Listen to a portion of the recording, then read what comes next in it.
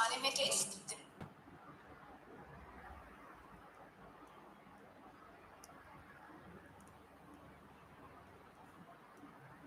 Hello सभी को good morning. Sure सत्य हिस्ट्री में आप सभी लोगों का स्वागत है। छत्तीसगढ़ टेट की तैयारी में आज हमारा बाल विकास एवं शिक्षा शास्त्र का अगला टॉपिक होने वाला है, जिस टॉपिक का नाम है विशेष आवश्यकता वाले बच्चे। ठीक है, आज हमें पढ़ने हैं ऐसे बच्चों की जो स्पेशल नीड वाले होते हैं, यानी विशेष आवश्यकता वाले होते हैं। इनमें बहुत सारे बालक आएंगे आपका अलग अलग, हमको उनके बारे में अच्छे से पढ़ना है। उनकी आईक्यू कितनी होती है, उनकी विशेषताएं क्या होती है, कारण क्या होते हैं, विशेष होने के कारण का निवारण क्या है, और इनकी शिक्षा उपचार हम कैसे कर सकते हैं। इतनी चीजें हम लोग कंप्लीट करते चलेंगे। सभी लोग जल्दी से फटाफट लाइव आ जाइए आप लोग। चलिए, बिल्कुल सभी लोगों को बहुत बहुत गुड मॉर्निंग।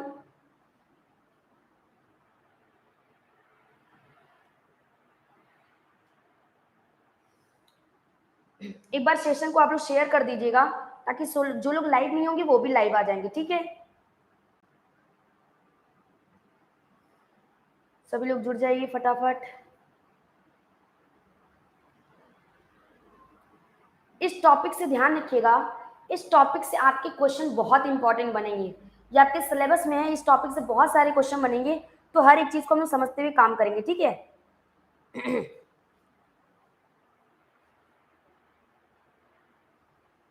चलिए हम लोग स्टार्ट करते हैं। ठीक है,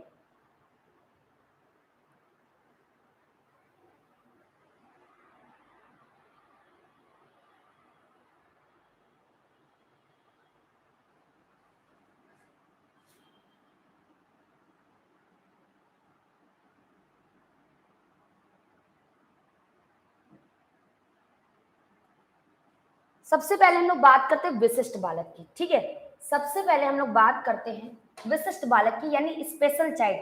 ये है कौन? ठीक है, विशिष्ट बालक है कौन, इनके बारे में जानते हैं। ठीक है, सबसे पहले हम लोग जानते हैं विशिष्ट बालक के बारे में। तो देखिए, सीधी सी बात है, जब हमने आपको बताया बालक दो होंगे, ठीक है, बेसिकली बालक आपको दो मिलेंगे।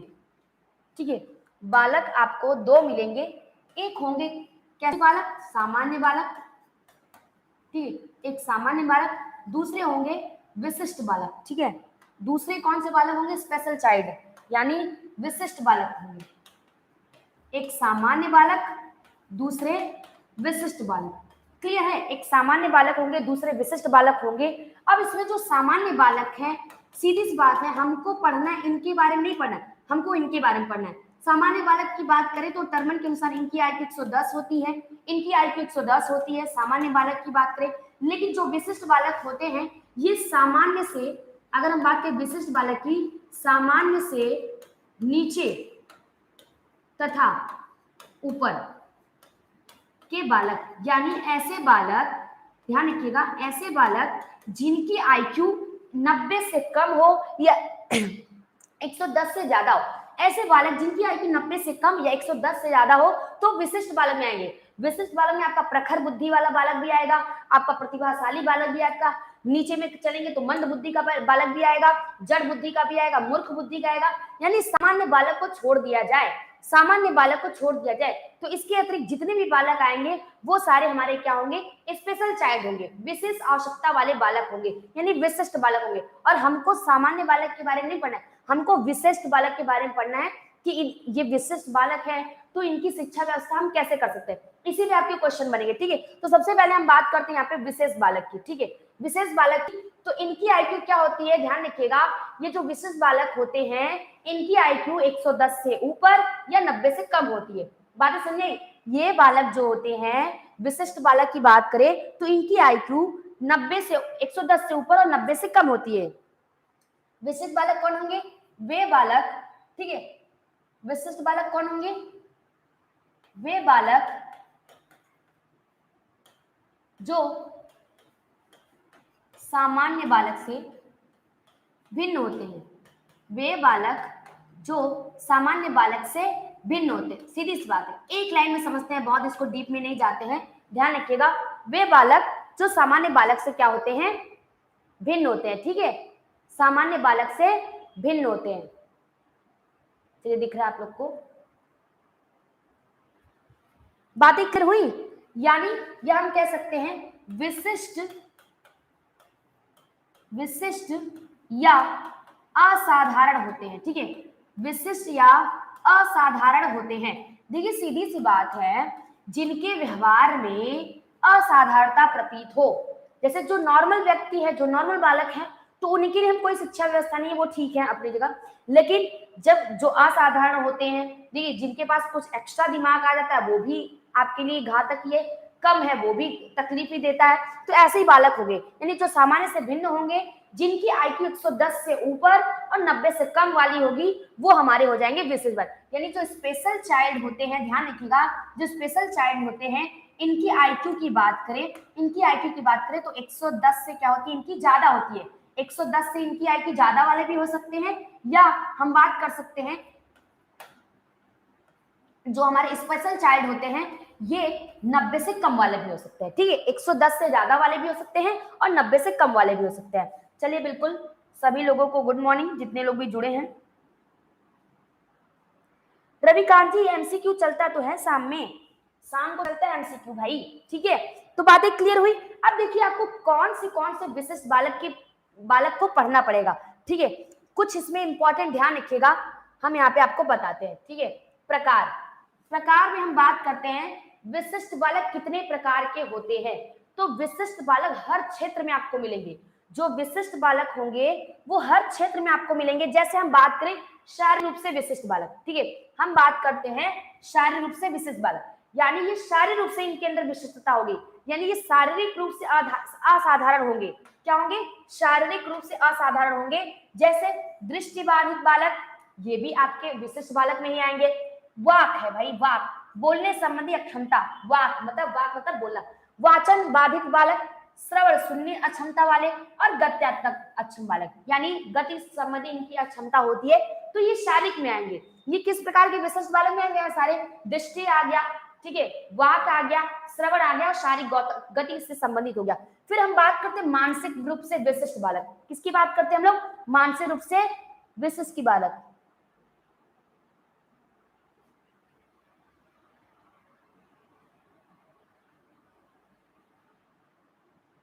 चलिए बात करते हैं विशिष्ट बालक की।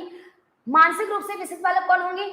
आपको पढ़ना है प्रतिभाशाली के बारे में, जिनकी आयु टर्मन के अनुसार 140 होती है। सृजनात्मक बालक, ठीक है, जिनके विचार में मौलिकता होती है। मंद बुद्धि के बालक, इनकी देखिए मंद बुद्धि बालक के बारे में देखिए कुछ लोग कंफ्यूज है, इतना याद रखिएगा, इतना याद रखिए, जो मंद बुद्धि के बालक है वो 90 से कम होंगे।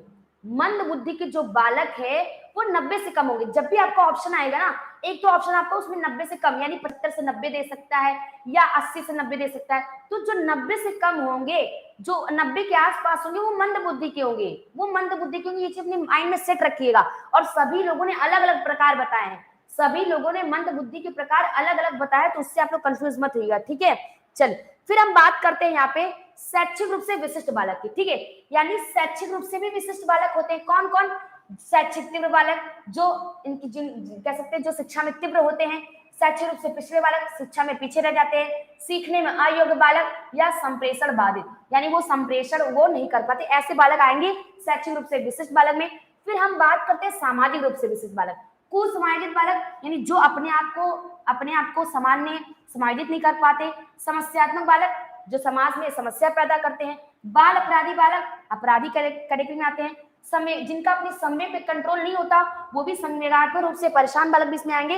और माता पिता द्वारा तिरस्कृत बालक, ये भी हमारे सामाजिक रूप से विशिष्ट बालक में आएंगे। माता पिता द्वारा तिरस्कृत बालक भी विशिष्ट बालक के कैटेगरी में आएंगे। देखिए सीधी सी बात है, विशिष्ट बालक वही बालक है जिनमें कुछ न कुछ असामान्यता पाई जाएगी, कुछ न कुछ असाधारण चीजें पाई जाएंगी, जिसको सही करने का काम आपका और हमारा है। ठीक है, जिसको सही करने का काम आपका और हमारा है। ठीक है,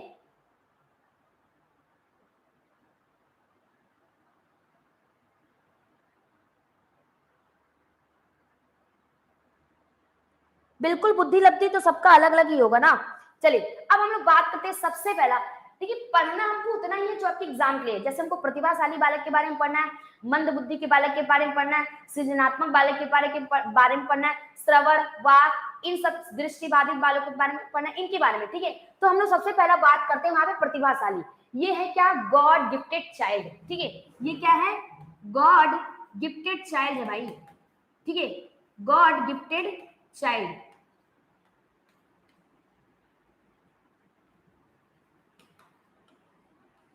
गॉड गिफ्टेड। देखिए जो प्रतिभाशाली बालक होते हैं ना, ध्यान रखिएगा, प्रतिभाशाली, जैसे जो प्रतिभाशाली बालक होते हैं ये बहुत रेयर में है कि वो जन्म के बाद यानी वातावरण से उनमें प्रतिभाशालिता को उड़ाए, ये जन्म से ही प्रतिभाशाली होते हैं, इसीलिए तो उसका नाम पड़ा है क्या, गॉड गिफ्टेड चाइल्ड।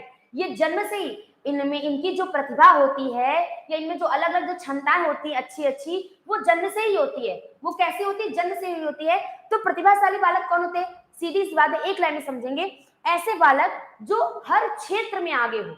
ऐसा नहीं कि ये जो प्रतिभाशाली बालक है सिर्फ पढ़ाई लिखाई में आगे होते, ऐसा नहीं है, खेल कूद हो, चाहे प्रतियोगिता हो, चाहे कोई भी आपका फंक्शन वगैरह हो, ये हर चीज में आगे आगे रहते हैं। यानी प्रतिभाशाली बालक हर क्षेत्र में अव्वल होते हैं, इनकी प्रतिभा आपको हर क्षेत्र में देखने को मिलेगी। ठीक है, बातें समझ में आई? तो हम इनके बारे में बात करते हैं। ऐसे बालक पहले तो हम बात करते हैं टर्मन के अनुसार। ऐसे बालक जिनकी आईक्यू, बताइए तो प्रतिभाशाली बालक की आईक्यू कितनी होती है, जिनकी आईक्यू 140 प्लस होती है। ठीक है, जिनकी आईक्यू 140 प्लस होती है। जैसे अगर हम बात करें क्रो एंड क्रो ने तो बोला था जिनकी आईक्यू 130 से 140 के बीच में होगी वो प्रतिभाशाली होंगे। तो सबने अलग अलग दिया है भाई, सबने अलग अलग दिया है, जिसकी जैसे सोच थी उसने उस तरह का आंसर आपको बताया है। चलिए अब इनके बारे में ध्यान रखिए, जो प्रतिभाशाली बालक हैं वो हमारे मतलब देश के लिए या किसी भी राष्ट्र में बहुत इंपॉर्टेंट है, ध्यान रखिएगा। यही सारे बालक आगे चल के कुछ ना कुछ नया आविष्कार करते हैं। ठीक है, तो ध्यान रखिएगा, ऐसे बालक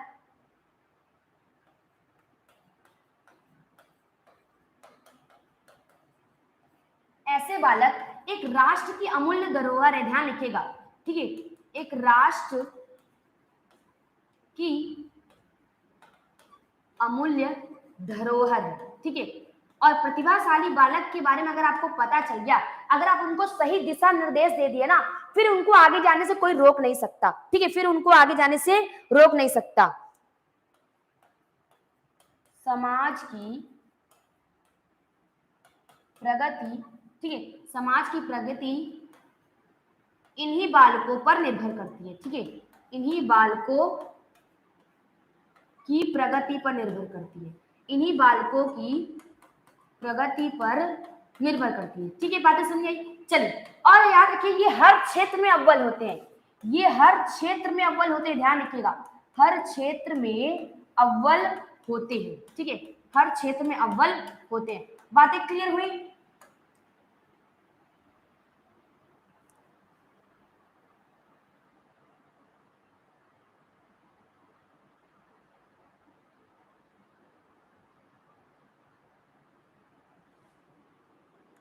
चलिए, बिल्कुल शिखा मैम ने बताया। देखिए सीधी सी बात है, बिल्कुल प्रतिमा में देख लीजिएगा, थोड़ा सा देख लीजिएगा। चलिए, कोई दिक्कत नहीं है। ये स्क्रीनशॉट ले लीजिए, शारीरिक रूप से विशिष्ट बालक है, मानसिक रूप से ये विशिष्ट बालक है, इनको देख लीजिए आप लोग फटाफट जल्दी से।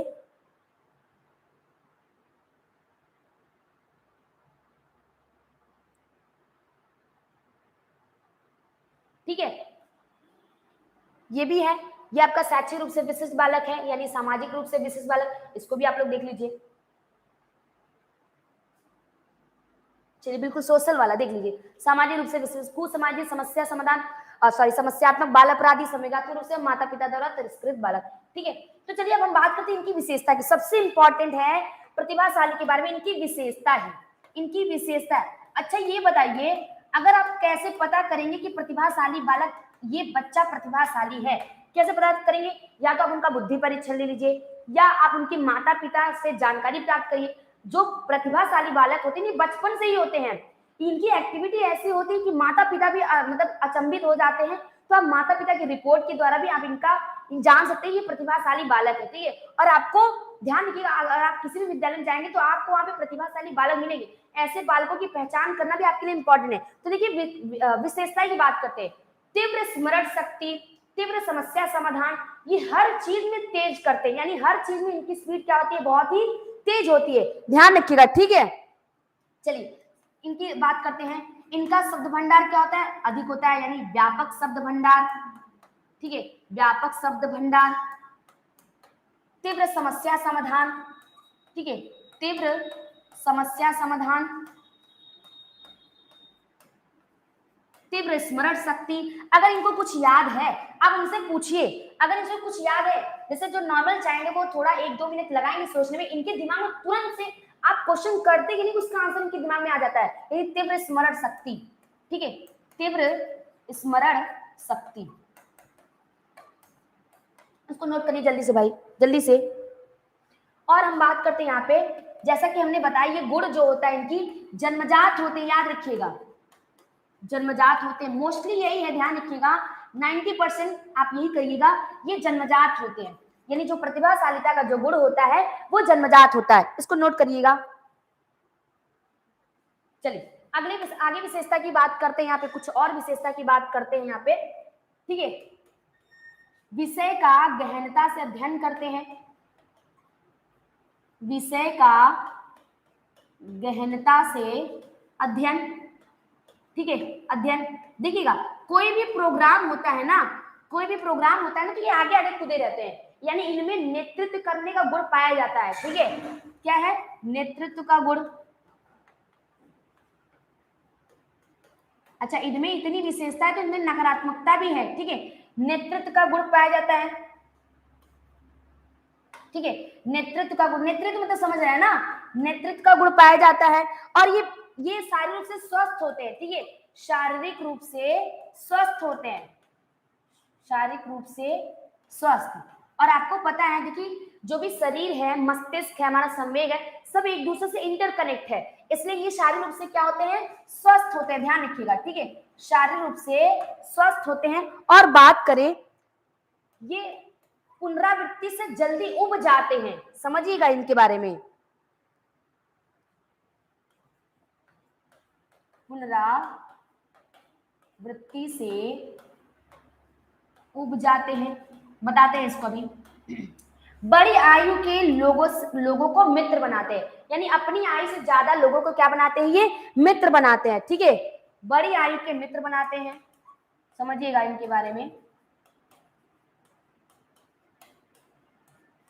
देखिए विशेषताएं तो अनगिनत है, ध्यान रखिएगा, विशेषताएं तो अनगिनत है, लेकिन हमको सिर्फ उनको लेके चलना है जो आपके एग्जाम के लिए इंपॉर्टेंट है। फिर हम बात करते हैं यहाँ पे मंद बुद्धि और सामान्य बालकों को पसंद नहीं करते, ये मंद बुद्धि एवं सामान्य बालकों को पसंद नहीं करते, ये भी एक का इनका नकारात्मक ही गुण है भाई, मंद बुद्धि एवं सामान्य बालकों को पसंद नहीं करते, ठीक है, पसंद नहीं करते, पसंद करते नहीं भाई, पसंद नहीं करते हैं, क्यों नहीं करते वो भी हम आपको बताते हैं, 1 मिनट, ठीक है। तो ध्यान रखिएगा इतने सारे गुण हैं, ठीक है। चलिए लास्ट गुण लिख लीजिएगा, अपना कार्य ईमानदारी से और बहुत ही अच्छे ढंग से करते हैं, ठीक है, ध्यान रखिएगा, अपना काम समय से एवं ईमानदारी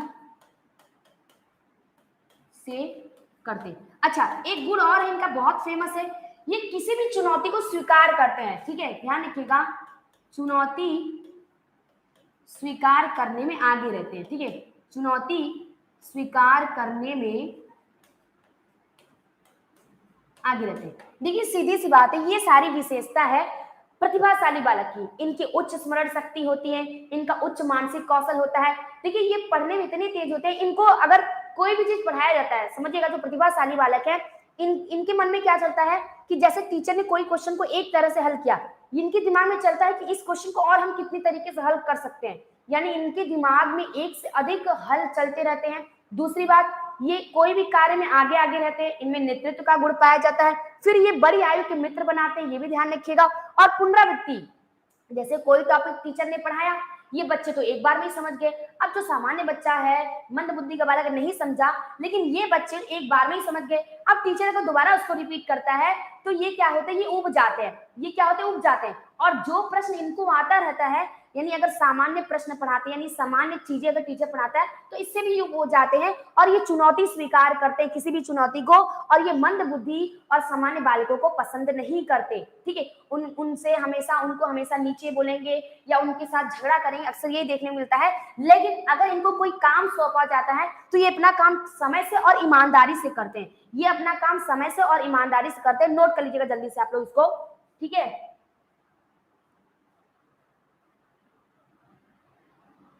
5th नंबर में नेतृत्व का गुण भाई, चलिए नेतृत्व का गुण, ठीक है, हमने बता दिया ना नेतृत्व का गुण। थोड़ा स्पीड में लिख रहे हैं, अगर धीरे लिखेंगे तो गड़बड़ हो जाएगा, टाइम कम है। नेतृत्व का गुण, ठीक है, हमको समय के साथ चलना है। अब देखिए एक किसमें आपको आता है, रेणु जूली का त्रिचक्री मॉडल।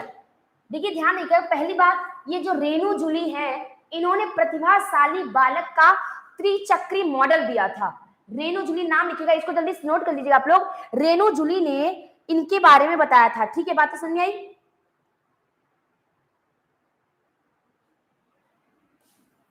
चलिए हम आपको ऐसे बताते हैं, ठीक है,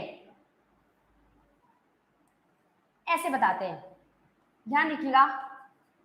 किस लिए था, पहली चीज किन बालकों के लिए था, ये प्रतिभाशाली बालक के, याद रखिएगा किस बालक के लिए, प्रतिभाशाली।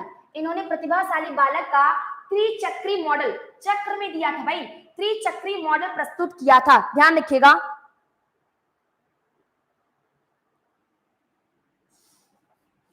चलिए क्या क्या था, कार्यबद्धता, कार्यबद्धता, ठीक है, कार्यबद्धता, सृजनात्मकता और औसत से ऊपर योग्यता, ठीक है, क्या है, औसत से ऊपर योग्यता, बना लीजिए इसको फटाफट, औसत से ऊपर योग्यता, ठीक है, एबव एवरेज एबिलिटी, ठीक है, बातें समझ में आई। चलिए अब बताते हैं, देखिएगा रेणु जूली ने प्रतिभाशाली बालकों का त्रिचक्री मॉडल दिया था। क्या बताया था इनके बारे में कि पहली इनकी जो योग्यता होती है औसत से ऊपर होती है, औसत मतलब 90 से 110, इनकी जो योग्यता होती है एबव एवरेज एबिलिटी, यानी एवरेज एबिलिटी यानी औसत से ऊपर इनकी योग्यता होती है। फिर ये क्या होते हैं, ये सृजनशील होते हैं, सृजनात्मकता होती है यानी क्रिएटिविटी इनमें पाई जाती है। कार्यबद्धता, कार्यबद्धता मतलब कि अगर इन्होंने कोई कार्य कह दिया कहने करने के लिए, अगर इन्होंने किसी चीज की टास्क कमिटमेंट बोलते हैं इसको, ये है क्या, टास्क कमिटमेंट, अगर इन्होंने किसी भी टास्क को करने के लिए कह दिया तो उसको ये करके ही रहते हैं, यानी अपने कार्य के प्रति ये बद्ध रहते हैं, प्रतिबद्ध रहते हैं, यानी कार्यबद्धता।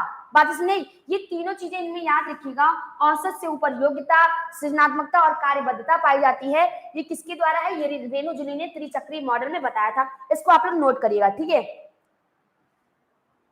अच्छा रविकांत जी कह रहे हैं नहीं भाई, ठीक है, चलिए सब अच्छे हैं।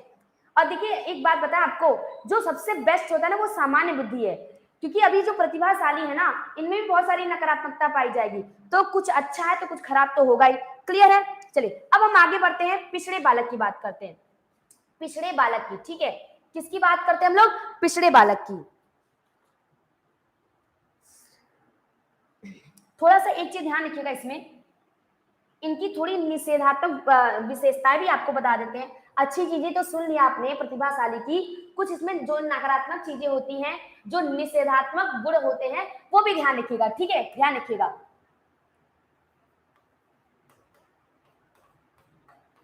नकारात्मक विशेषताएं किसकी बात कर रहे हैं हम, प्रतिभाशाली की बात कर रहे हैं, ठीक है, प्रतिभाशाली, ठीक है, नकारात्मक विशेषताएं, तो ध्यान रखिएगा इनमें बहुत सारी नकारात्मक विशेषताएं आ जाती हैं।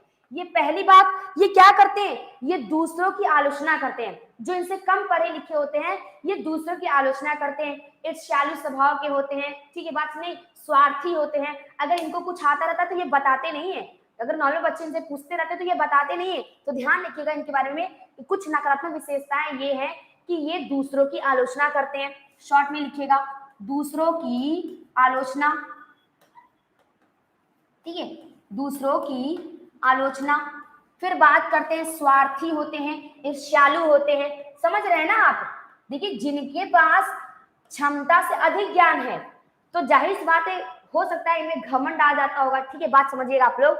स्वार्थी और ईर्ष्यालु होते हैं, ठीक है, स्वार्थी और कैसे होते हैं, ईर्ष्यालु प्रवृत्ति के होते हैं। अच्छा ये भी ध्यान रखना है, आप कभी प्रतिभाशाली बालक से मिलिएगा और उसकी कॉपी देखिएगा, आप किसी प्रतिभाशाली बालक से मिलिएगा उसकी कॉपी देखिएगा, उसकी राइटिंग एकदम पुअर होती है, जो उनकी लेख होती एकदम सुंदर नहीं होती, ध्यान रखिएगा लेख सुंदर नहीं होती, ठीक है, लेख सुंदर नहीं होती, ये ध्यान रखिएगा, ये लिखने पे ज्यादा फोकस नहीं करते क्योंकि इनका सारा काम कहां से होता रहता है, दिमाग से। ये हर चीज को माइंड से सेट करते हुए चलते हैं, ठीक है।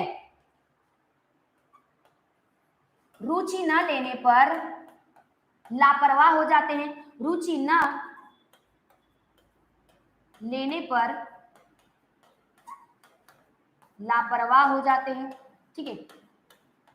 रुचि न लेने पर लापरवाह हो जाते हैं, शरारती प्रवृत्ति, शरारती प्रवृत्ति, और जो लास्ट एक नकारात्मक विशेषता है कि सिद्धांतों, ये नकारात्मक मत लीजिएगा, इसको पॉजिटिव भी ले सकते हैं। सिद्धांतों व, जैसे कोई भी चीजें हमारे समाज में है, क्या है, कोई भी चीजें ऐसे रीति रिवाज है या कोई अच्छी चीज है बुरी चीज है, तो सिद्धांतों के खिलाफ आवाज उठाते हैं, ठीक है। सिद्धांतों के खिलाफ आवाज उठाते हैं।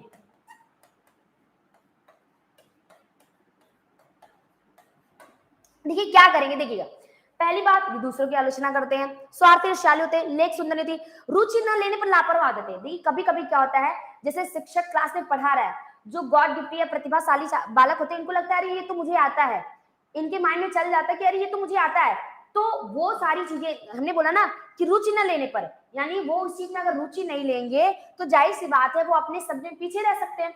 अपने देखिए ये जो प्रतिभाशाली है, भी हम आपको बताएंगे, ये पिछड़े बालक भी हो सकते हैं, ठीक है, शरारती प्रवृत्ति के होते हैं और सिद्धांत और नियमों के खिलाफ आवाज उठाते हैं। कोई भी मान लीजिए स्कूल में है, स्कूल में कोई क्रिया हो गई या कोई भी चीज हो गया, टीचर ने किसी को मार दिया या किसी भी प्रकार की क्रिया हो गई, तो कोई उसके प्रति क्या करते हैं, आवाज उठाते हैं। जैसे और सारे बच्चे पीछे रहेंगे लेकिन ये आगे आगे रहते हैं, ये क्या रहते हैं भाई, आगे आगे रहते हैं। जल्दी से इसे नोट कर लीजिएगा आप लोग।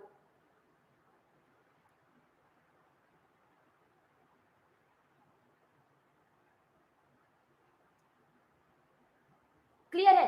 अच्छा, अब हम थोड़ा सा आपको बताते हैं इनकी शिक्षा व्यवस्था कैसी होगी। पहली बात ध्यान रखिएगा, कोई भी चाइल्ड हो, कोई भी बालक हो, चाहे प्रतिभाशाली पिछड़े कोई बालक हो, सबसे पहला आपका काम है, यही क्वेश्चन में बनेगा कि इन बालकों को आपको सामान्य बालकों के साथ बैठकर पढ़ाना है। सबसे पहला काम है इनको सामान्य के साथ बैठकर पढ़ाना, सामान्य के साथ। अब जैसे कि आपके मन में चल रहा होगा कि मैम अगर सामान्य के साथ बैठा कर पढ़ाएंगे तो हम जो सभी बच्चों के अनुसार पढ़ाएंगे, हम नॉर्मल चीजें पढ़ाएंगे तो ये बच्चे जल्दी उग जाएंगे, जो प्रतिभाशाली बालक है ये जल्दी उग जाएंगे। तो आपको क्या करना है, सामान्य बच्चों के साथ ही पढ़ाना है, लेकिन इनको व्यक्तिगत कोई कार्य दे दिए, इनकी क्षमता के अनुसार इनको उसी क्लास में कार्य दे दीजिए, ठीक है। इनके लिए शिक्षा व्यवस्था अच्छी करनी चाहिए, इनको देखिए, इनको स्कॉलरशिप की सुविधा भी कराई जानी चाहिए, नैतिक मूल्यों का विकास करना चाहिए। जब कभी आवश्यकता पड़ती है, देखिए विशेष आवश्यकता वाले में ध्यान रखिएगा, विशिष्ट विद्यालय की आवश्यकता कब पड़ेगी, पहला काम होगा कि आपको जो भी जितने भी विशेष बालक है सबको सामान्य के साथ बैठकर पढ़ाना है, सबको सामान्य के साथ बैठकर पढ़ाना है। लेकिन सपोज मान लीजिए वो सामान्य के साथ नहीं हो पा रहे अपने आप को संभालिए, तब आवश्यकता पड़ने पर आपको कहाँ भेजना है, उनको विशेष विद्यालय में भेजना है, आवश्यकता पड़ने पर, ठीक है। कहाँ भेजना है, विशेष विद्यालय, आवश्यकता पड़ने पर भेजना है भाई, ठीक है, समझिएगा आप लोग, ठीक है। इतनी बातें क्लियर हुई, प्रतिभाशाली बालक क्लियर हुआ, हम लोग आगे बढ़े। चल बिल्कुल, सभी लोगों को गुड मॉर्निंग, नेहा में जुड़ चुकी हैं, गुड मॉर्निंग। प्रतिभाशाली क्लियर हुए कि नहीं हुए,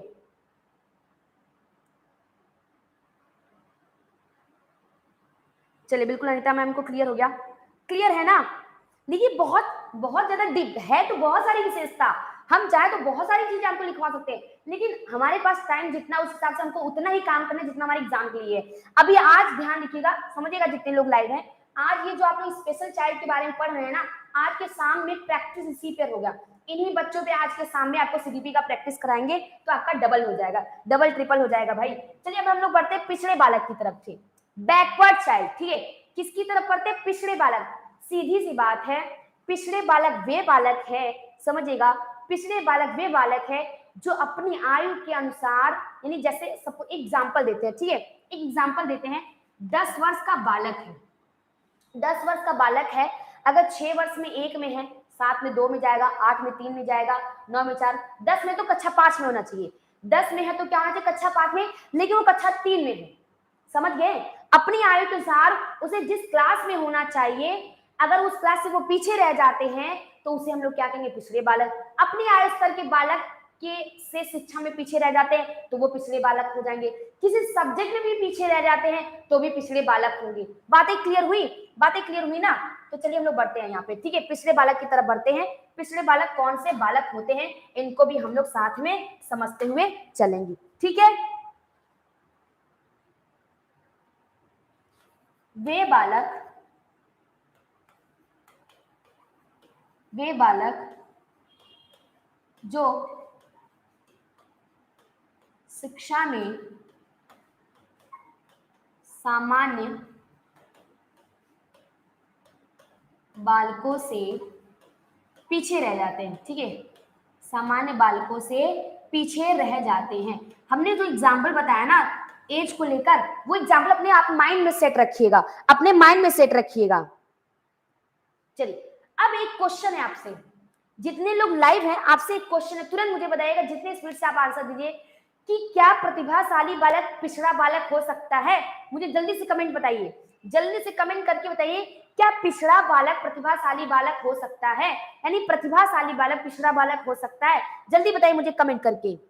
जी वृंदा जी ने बोला है जी, कुमकुम मैम ने बोला है, कुंदन जी ने बोला है हाँ जी, नंदिनी मैम ने बोला, कृष्णा जी बिल्कुल, और रुकेश जी ने भी बताया, रितु जी ने बताया, अविनाश जी ने बताया है, जया जी बिल्कुल, शिव जी ने भी बताया है, मान जी ने बताया, बिल्कुल करेक्ट बालक। ध्यान रखिएगा जो पिछड़े बालक है कोई भी हो सकते हैं, ध्यान रखिएगा पिछड़ा बालक कोई भी हो सकता है, लिख लीजिएगा, इसको समझ लीजिएगा, पिछड़ा बालक कोई भी हो सकता है, ठीक है, पिछड़ा बालक कोई भी हो सकता है, ठीक है। अब कोई भी कौन सा होगा भाई, अब इसमें प्रतिभाशाली बालक भी आपका पिछड़ा बालक हो सकता है, ठीक है, प्रतिभाशाली हो सकता है, आपका यहाँ पे सामान्य बालक भी हो सकता है, मंद बुद्धि का बालक भी हो सकता है, ठीक है, मंद बुद्धि का बालक भी हो सकता है, सृजनशील बालक भी पिछड़ा बालक हो सकता है, सृजनशील बालक भी पिछड़ा बालक हो सकता है। तो कोई भी बच्चा पिछड़ा हो सकता है। अब देखिए रीजन कुछ भी हो सकता है, रीजन भी हम पढ़ेंगे, हो सकता है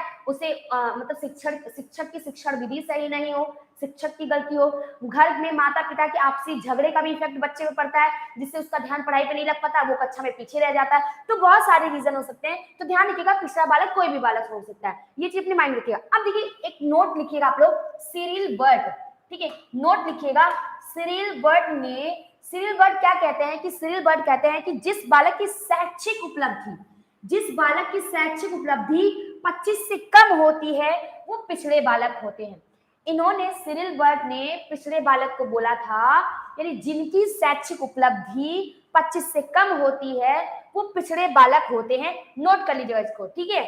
चलिए बिल्कुल, कौन है, सिरिल बर्ट ने कहा है जिस बालक की शैक्षिक उपलब्धि 25 से कम होती है वो हो जाती है क्या, वो पिछड़े बालक हो जाते हैं। मे भी क्वेश्चन बन सकता है कि सिरिल बर्ट ने पिछड़े बालकों के लिए क्या बोला है, इनकी शैक्षिक उपलब्धि 90 से कम होती है, 85 से कम होती है, 110 से कम होती है। तो ध्यान रखिएगा इन्होंने बताया था 85 से कम होती है, ये पिछड़े बालक की कैटेगरी में आते हैं। अब ये जो पिछड़े बालक होते हैं इनके प्रकार, जो पिछड़े बालक है दो होते हैं, पिछड़े बालक जो होते हैं हम सब्जेक्ट से बताते हैं, विषय से बताते हैं, ध्यान रखिएगा पिछड़े बालक दो होते हैं, एक होता है सामान्य पिछड़ापन, ठीक है, एक होता है सामान्य पिछड़ापन और दूसरा होगा विशिष्ट पिछड़ापन, ठीक है, ध्यान रखिएगा, एक होता है सामान्य पिछड़ापन और जो दूसरा होगा विशिष्ट पिछड़ापन होगा। देखिए भाई राइटिंग थोड़ा आप लोग देखिएगा ध्यान से, ठीक है, राइटिंग पे आप लोग विशेष ध्यान रखिएगा, जहां पे भी न समझ आप प्लीज पूछ लीजिएगा, बाकी कोशिश से समझ में आए आपको। विशिष्ट पिछड़ापन, ठीक है, देखिएगा सब्जेक्ट से लेते हैं, जैसे सपोज सपोज क्लास 10th में बच्चा है, एक एग्जांपल दे रहे हैं, क्लास 10th में बच्चा है, ठीक है, एक एग्जांपल दे रहे हैं, एग्जांपल से आप लोग समझेंगे कि कक्षा 10 का बालक है, ठीक है, क्या है, कक्षा 10 का बालक है, और कक्षा 10 में कितने सब्जेक्ट होते हैं भाई, कक्षा 10 में टोटल 5 सब्जेक्ट होते हैं, कक्षा 10 में कितने सब्जेक्ट होते हैं, टोटल 5 सब्जेक्ट होते हैं। अगर बच्चा 5 के 5 सब्जेक्ट में पीछे है, बच्चा 5 के 5 सब्जेक्ट में पीछे है, तो वो किस कैटेगरी में आता है, सामान्य पिछड़ा, सभी विषयों में पीछे होता है, ध्यान रखिएगा, सभी विषयों में पीछे होता है, सभी विषयों में पीछे होता है, ठीक है, सभी विषयों में पीछे होता है, क्लियर है, सभी विषयों में पीछे होता है, लेकिन एक दो सब्जेक्ट में पीछे हो, एक दो सब्जेक्ट में पीछे हो तो विशिष्ट पिछड़ापन आ जाएगा, एक या दो विषय में पीछे हो, ठीक है, एक या दो विषय में पीछे हो, विषय में पीछे हो, ठीक है, एक या दो विषय में पीछे हो, ठीक है।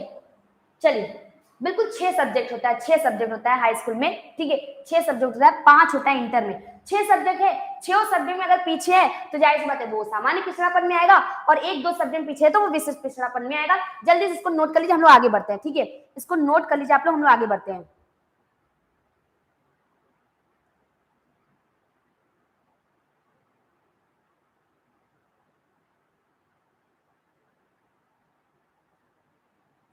क्लियर है? चलिए आगे बढ़ते हैं, इनके बारे में, इनकी विशेषता देखते हैं। विशेषता बात करते हैं किसकी? पिछड़े बालक की बात करते हैं यहाँ पे विशेषता की। पहली बात, पीछे रहने का कारण क्या है? ये धीमी गति से सीखते हैं, सबसे इंपॉर्टेंट ध्यान रखिएगा, धीमी गति से सीखते हैं, ठीक है, धीमी गति से सीखते हैं, ठीक है, सीखते हैं। सामान्य वर्ग में बताया गया है इनकी जो आईक्यू देखी गई है वो 80 से 90 होती है। देखिए ऐसा नहीं है कि औसतन की बात किया गया, सभी बच्चों को नहीं लेकर गया है, औसतन की बात की गई है, इनकी आईक्यू 80 से 90 होती है। ये वातावरण में अपने आप को समायोजित नहीं कर पाते, समायोजन का अभाव, अरे भाई बच्चा समायोजन नहीं कर पाएगा कक्षा में, कक्षा के वातावरण के साथ समायोजन नहीं कर पाएगा तो टीचर क्या पढ़ा रहा है उसे समझ में नहीं आएगा, समायोजन का अभाव, ठीक है, समायोजन का अभाव। फिर सामान्य सामान्य कार्य ये नहीं कर पाते, जो सामान्य बालक कार्य करते हैं, पिछले बालक की बात करें तो जैसे शैक्षिक आयु की बात करें, जो सामान्य बालक की आयु होती है, जो सामान्य बालक अपनी आयु के साथ जो कार्य कर पाते हैं उससे कम का कार्य कर पाते हैं कौन से बालक? हमारे प्रतिभाशाली बालक की बात करें, ठीक है। अपनी कक्षा तथा नीचे, कक्षा के नीचे के कार्य करने में असमर्थ, ठीक है, कार्य करने में असमर्थ, ठीक है, क्या होते हैं? कार्य करने में असमर्थ होते हैं, ठीक है। बातें समझ आई? इनकी शैक्षिक उपलब्धि क्या होती है? कम होती है, सीधी सी बात है, सिरिल बर्ट ने बताया है इनकी शैक्षिक उपलब्धि क्या होती है भाई? कम होती है।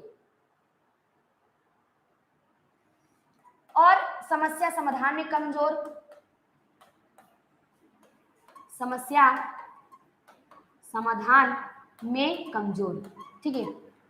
चलिए ये इनकी विशेषता की कॉमन सी बात है, क्योंकि ये विशेषताएं में अगर देखें तो ये बच्चा कोई भी हो सकता है, ठीक है, ये बच्चा कोई भी हो सकता है, तो ये समस्या समाधान में कमजोर होते हैं। जाहिर सी बात है, समस्या समाधान में कमजोर क्यों होंगे? क्योंकि वो समस्या को नहीं जान पाते सही से, समस्या को समझने का भाव पाया जाता है, क्योंकि वो धीमी गति से सीखते हैं और इनका समायोजन का भाव पाया जाता है। ये अपनी कक्षा तथा नीचे की कक्षा कार्य करने में क्या होते हैं? ये असमर्थ होते हैं। कौन से बालक? बात करते हैं हम लोग पिछले बालक की। बातें क्लियर हुई?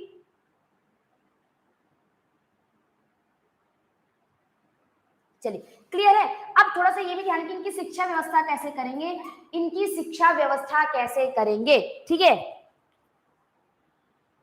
इनकी शिक्षा व्यवस्था कैसे करेंगे। अच्छा एक और भी इसमें नोट कर लीजिएगा, इनकी जो शैक्षिक आयु होती है, जो मानसिक आयु होती है, अपने समकक्ष से कम होती है, मानसिक आयु, ठीक है, मानसिक आयु अपने समकक्षियों से कम होती है, ठीक है, समकक्षियों से कम होती है, ठीक है, कम होती है। क्लियर है इतनी चीजें इनके बारे में? क्लियर। अच्छा इनकी शिक्षा व्यवस्था कैसे करेंगे इसको भी ध्यान रखिएगा, ठीक है, इनकी शिक्षा व्यवस्था, देखिए ध्यान रखिएगा, ये जो पिछड़े बालक हैं ये समाज विरोधी कार्य में इनका दिमाग ज्यादा लगता है, समाज विरोधी कार्य में इनका दिमाग ज्यादा लगता है, क्योंकि जाहिर सी बात है कि ये पढ़ने लिखने में क्या होते हैं, मतलब रीजन कुछ भी हो सकता है, जैसे हमने बताया रीजन कुछ भी हो सकता है, लेकिन ये जो भी है इनकी सीखने की गति धीमी होती है, तो ये जो समाज विरोधी जो कार्य होते हैं इनको बड़ा पसंद आता है, ठीक है, इनको बड़ा पसंद आता है। तो हम बात करते हैं इनकी शिक्षा व्यवस्था, ठीक है, इनकी शिक्षा व्यवस्था हम कैसे कर सकते हैं इसको भी हम लोग ध्यान रखेंगे। पहली बात, इनके लिए भी वही चीज कि सबसे पहला काम है शिक्षक का कि इनको सामान्य के साथ बैठाना, समावेशी शिक्षा का पालन करना, यानी इनको हम सामान्य के साथ बैठाएंगे, ठीक है, इनको हम सामान्य के साथ बैठाएंगे। अच्छा विशेष आवश्यकता वाले बालक हैं, ये समावेशी बालक ही आप पढ़ रहे हैं, समावेशी शिक्षा पढ़ रहे हैं, समावेशी शिक्षा में समावेशी बालक दो होते हैं, एक सामान्य बालक और विशिष्ट बालक। फिर से सुनिएगा, समावेशी बालक दो होते, एक सामान्य बालक और विशिष्ट बालक। सामान्य बालक के बारे में हमें नहीं पढ़ना है, हमें पढ़ना है विशिष्ट बालक की इनकी शिक्षा व्यवस्था कैसी हो। तो ध्यान रखिएगा पहला काम ये रहेगा सामान्य के साथ शिक्षा देना, सामान्य के साथ, ये हर बच्चे के साथ आप लगाएंगे, ठीक है, हर बच्चे के साथ लगाएंगे, सामान्य के साथ शिक्षा देना। चलिए, सामान्य के साथ शिक्षा देना। दूसरी बात हम इनकी करते हैं, दूसरी विशेषता की तरफ बढ़ते हैं हम इनको, मूर्त वस्तुओं के माध्यम से शिक्षा।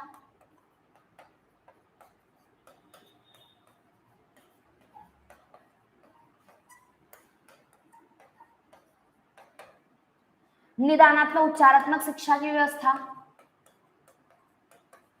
निदानात्मक एवं उपचारात्मक शिक्षा की व्यवस्था। अच्छा सुनिएगा ध्यान से, ध्यान सुनिएगा।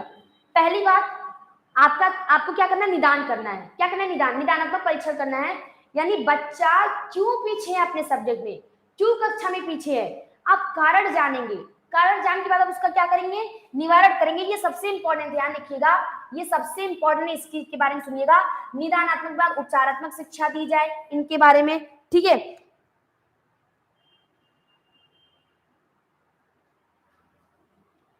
निर्धन छात्र को निःशुल्क शिक्षा दी जाए, निःशुल्क शिक्षा दी जाए, ठीक है।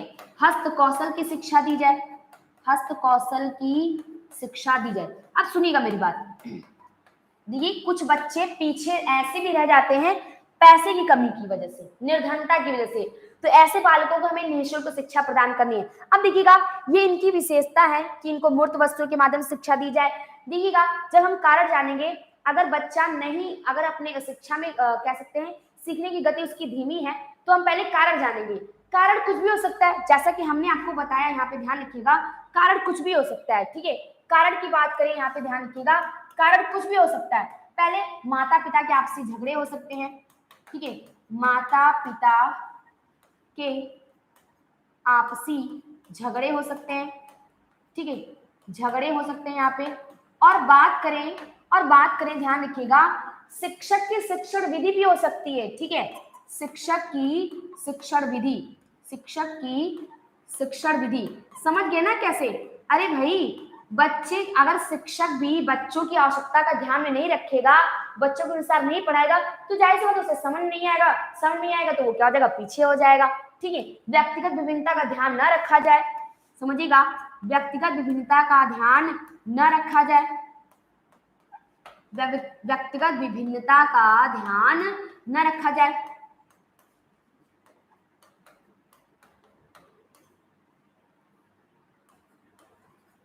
चलिए, फिर बात करते हैं यहाँ पे अनुकूल वातावरण का भाव, ठीक है, अनुकूल, इनको जैसा वातावरण चाहिए, अगर इनको वातावरण नहीं मिलेगा वैसा, तो जाहिर सी बात इनका मन नहीं लगेगा तो पीछे रह जाएंगे, मन नहीं लगेगा पीछे रह जाएंगे। तो ये देखिए कुछ बेसिक कारण थे जिससे बच्चा पीछे रह जाता है, ठीक है।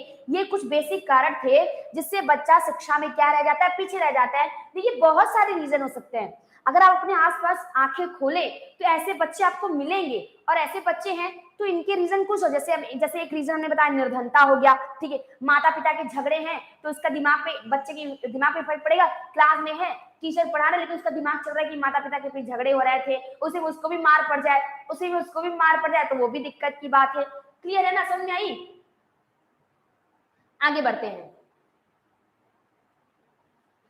अच्छा, इसमें एक चीज नोट कर लीजिएगा आप लोग, जो 90% मंद बुद्धि के बालक होते हैं ना, 90% मंद बुद्धि के बालक पिछड़े बालक होते हैं, ध्यान रखिएगा, 90% मंद बुद्धि के बालक पिछड़े बालक होते हैं, ठीक है, बालक पिछड़े बालक होते हैं, ठीक है, ये भी पीछे भाग रहा है भाई, पिछड़े बालक होते हैं, ठीक है, पिछड़े बालक होते हैं, याद रखिएगा 90%, क्योंकि जरूरी नहीं मंद बुद्धि बालक में भी कुछ न कुछ अच्छी चीजें पाई जाती है, तो 90% बालक आपके पिछड़े बालक की कैटेगरी में आएंगे। बातें क्लियर हुई, हम लोग आगे बढ़ते हैं।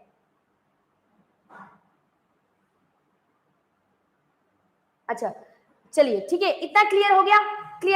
अब हम लोग आगे बढ़ते हैं। अब बात करते हैं मंद बुद्धि के बालक की।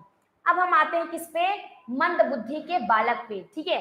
हमने प्रतिभाशाली को कवर कर दिया, प्रतिभाशाली की विशेषता क्या है, नकारात्मक विशेषता क्या है, कारण क्या है, निवारण क्या है, ये हो गया। फिर हमने क्या कहते हैं पिछले बालक की भी बात करी। अब हम आते हैं मंद बुद्धि के बालक की। किसकी तरफ आते हैं? मंद बुद्धि के बालक की। चलिए, इसको कहीं कहीं मंद बुद्धि बालक लिखते हैं, कहीं कहीं मानसिक मंदता भी बोलता है, मतलब एक ही है। मंद बुद्धि के बालक कहिए या मानसिक मंदता कहिए, दोनों का मतलब क्या है भाई? एक ही है। मानसिक मंदता का असामान्य अर्थ सीधी सी बात है, औसत से कम मानसिक योग्यता। ठीक है, क्या है?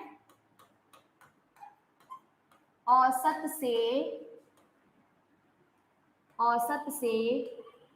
कम मानसिक योग्यता। ठीक है, औसत से कम। जैसे टर्मन ने क्या बताया था? इनकी आईक्यू 90 से कम होती है। टर्मन ने क्या बताया था? इनकी आईक्यू 90 से कम होती है। तो पहली बात, औसत से कम, औसत समझ रहे हैं ना, मतलब सामान्य बालक। औसत मतलब इनकी जो मानसिक योग्यता होती है वो सामान्य बालक से कम होती है।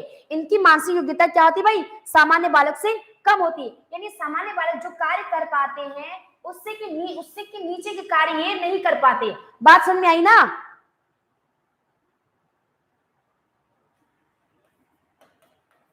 बालक अपने स्तर से निम्न स्तर के कार्य भी नहीं कर पाते।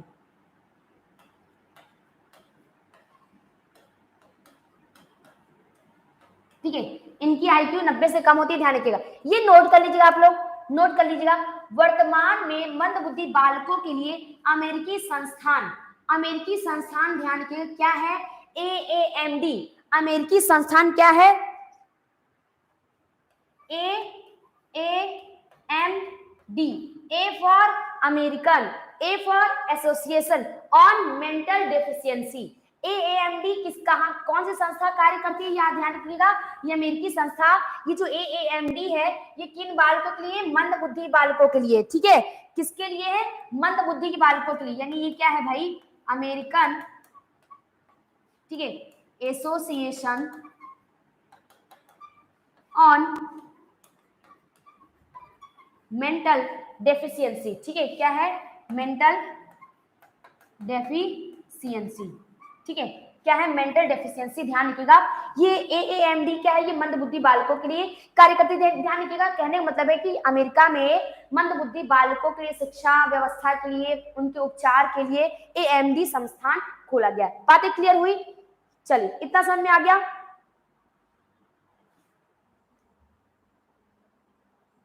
जड़ बुद्धि तो सबसे नीचे के हो जाएंगे भाई। जड़ बुद्धि की पता है, जो जड़ बुद्धि वो सबसे निम्न कैटेगरी के होते हैं, ये कुछ भी नहीं कर पाते हैं।